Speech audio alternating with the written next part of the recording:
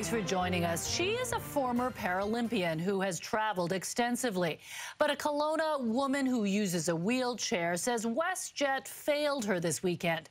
She says she had no choice but to pull herself up metal stairs to board the plane, an experience she calls humiliating. CTV's Shannon Patterson leads us off tonight. Bumping herself backwards up these filthy airplane stairs in front of dozens of fellow passengers is not how Sarah Morris-Probert wanted to end her holiday to Cabo San Lucas. It was humiliating, degrading, and it was gross. The former Paralympian and president of BC Adaptive Snow Sports had told WestJet she would be traveling with a wheelchair. When she arrived at the gate for her flight home to Kelowna on Saturday, she asked if there was a jet bridge to get to the plane. They said, no, it's a bus, but there's a lift.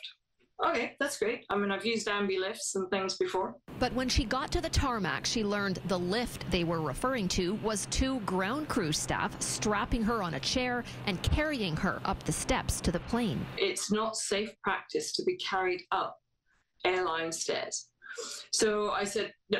She pointed out a wheelchair ramp right there on the tarmac that could be pushed over to the airplane door. Nobody would deploy the ramp. So I said, okay, I will transfer it to the bottom step, and I will lift myself up step by step. Fellow passengers told Morris-Probert they were outraged she was forced to board this way. But I really want to emphasize the fact that there's a lot of people, wheelchair users, that could not do what I did.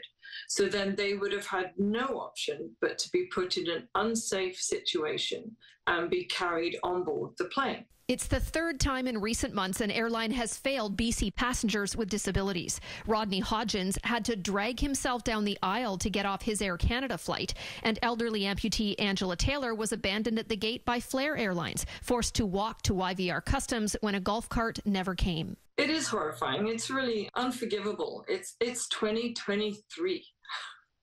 Right?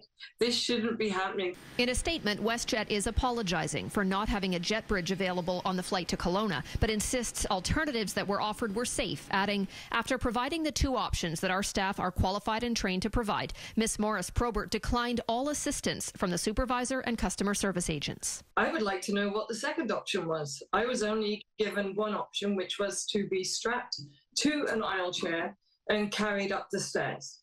Now, that's not very dignified. It certainly is not safe. The ramp was right there. What was the problem with using the ramp? As a frequent traveler, she says all airlines need to do better for passengers with disabilities. I'd like it not to be anxiety-provoking, spending a few hours worrying about it. How am I going to get off a flight? I shouldn't have to do that. Shannon Patterson, CTV News.